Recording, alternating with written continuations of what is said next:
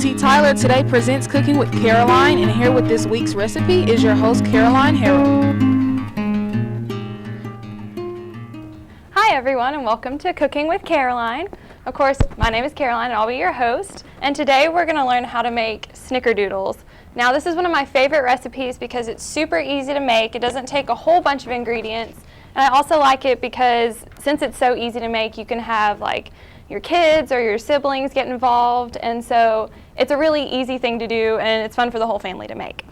So the first thing you need to do is preheat your oven to 350, and then once you do that, you can go ahead and get started with mixing your ingredients. We're going to do the wet ingredients first, so I'm going to start with 2 large eggs. I went ahead and cracked them and mixed them together, so I'm going to put them in my bowl. And then after that, we need to add 1 cup of melted butter, and I went ahead and melted the butter as well. And to save you some conversion steps, that is 2 large sticks of butter. You can just pop that in the microwave for about a minute or so. So let me pour that in there. And once you get the eggs and the butter in there, you want to go ahead and mix it up with a whisk. Get them all mixed together. And that is actually it for the wet ingredients. So after that, we're going to add a 1.5 cups of sugar. And I know that seems like a lot, but this recipe makes 2 dozen cookies, so it's really not that bad if you think about it. And most people make this recipe at Christmas, so I feel like the calories don't count at Christmas. So once you get the sugar in, you're going to mix that. And you want to make sure this is really well blended, because otherwise your cookies are going to be kind of chunky, and nobody wants chunky cookies. So let me get that all mixed up in there. And it's still going to be kind of gritty because of all the sugar, but we'll lose all of that grittiness whenever we get it mixed in to all of the dry ingredients. So that looks about good. Okay, so you can see the consistency of that. It's still pretty runny, but it'll thicken up once we mix it with the dry ingredients. So let's move on to that.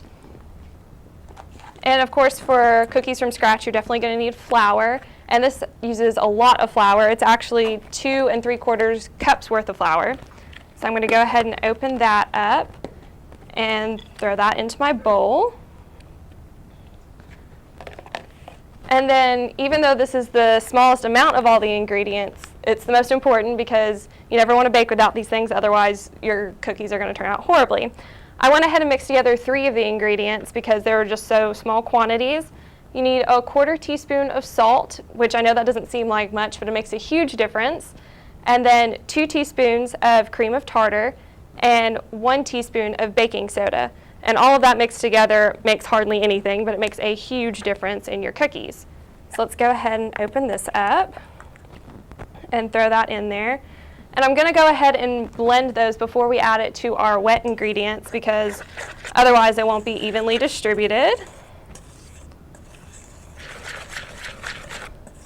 So I'm going to go ahead and mix all that.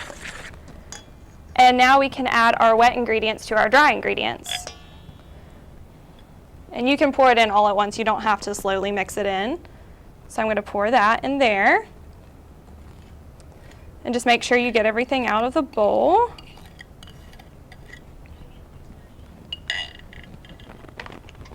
And then you just slowly mix everything in like that.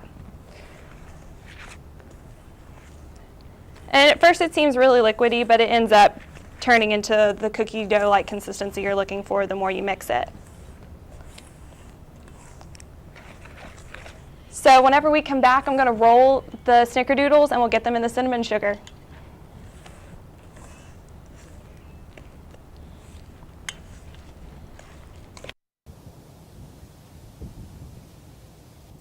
Hey, do you want to go to that new movie coming out tonight? I don't think I can. I'm broke. You're always broke. Have you tried Help Me I'm Poor? No? What's that? Help Me I'm Poor is a new app. It creates a personal budget and keeps track of spending. That's so easy. I'm gonna go get it now. See, with Help Me I'm Poor, you'll never have to work.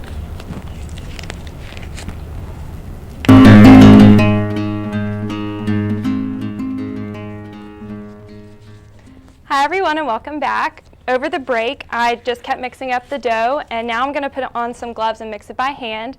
It's kind of important to mix it by hand because if you just use the whisk, everything's not going to get all mixed in there. It's going to be kind of gross. So I'm going to go ahead and start mixing everything up. And you can do this without gloves on, but I just figured it'd be easier not to get my hands all sticky. So you can just blend it. Make sure you get all of the dry ingredients off of the edge of the bowl, because otherwise your cookie dough will get too runny whenever you're baking them. And these cookies are meant to be pretty thick, so you don't want them running all over the cookie sheet. So that looks pretty good. You want it almost like Play-Doh consistency. And so now that that is all mixed together, I'm going to take my cinnamon sugar, which I already pre-mixed this, but you don't have to. You can do it after you make the dough, as long as you use equal parts cinnamon sugar and equal parts equal parts cinnamon, equal parts sugar to make your cinnamon sugar. Most recipes call for 3 tablespoons of sugar and 3 tablespoons of cinnamon, but as long as you use equal amounts, you're okay. And then you want to pick up around a little bit smaller than a golf ball size of dough and roll it up like that. And if the dough is sticking to your hands or your gloves, you can always put the dough in the refrigerator for 10 to 15 minutes to help harden it up. But it's really not sticking bad today, so that's good. And then you just throw it into your cinnamon sugar. And you give it a good shake to get it all nice and coated, because that's what really makes this cookie a snickerdoodle.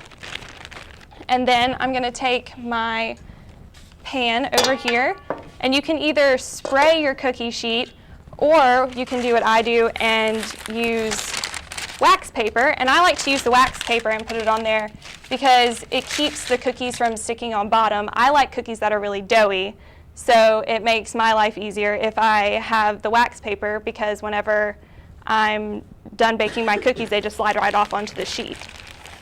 So now that we have coated one of them, you just pop it down on your cookie sheet and you're ready to go. So I'm going to do another one, and you can put more than one cookie in the bag at one time. So let me throw a handful in there.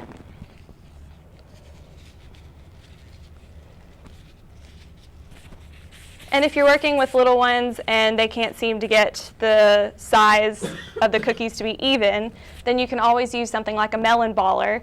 And that way they're even sizes and it's already rolled for you. But I like to do it by hand because I like to make my cookies a little bit bigger than what you would get if you were using a melon baller. So let's throw a couple more of those in.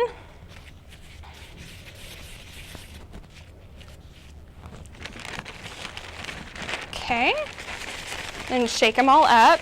And the more cinnamon sugar that you add to your bag, the more cookie dough balls you can add in. But since I don't have very much, I'm just going to do about 3 or 4 at a time. And these cookies don't spread too much, so you can put them fairly close on the pan. This recipe is very good for keeping the cookies thick. So I'm going to throw those there.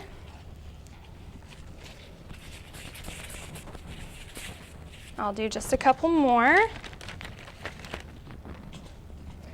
And like I said before, this recipe makes 2 dozen, but you can always make them bigger and make them make around 18 to 20 instead, which I would rather do.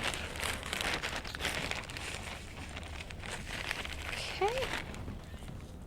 There we go. And so now that we've got our cookies on our cookie sheet, you just pop them in the oven for 10 to 12 minutes, but I prefer them at 10, that way they're a little bit doughier. And then that's all you have to do. It's a super easy recipe, and it's a good gift for the holidays as well. So you can also freeze this dough as well, in case you don't want to cook them all at once. But this has been Cooking with Karaline, and I hope to see y'all next week.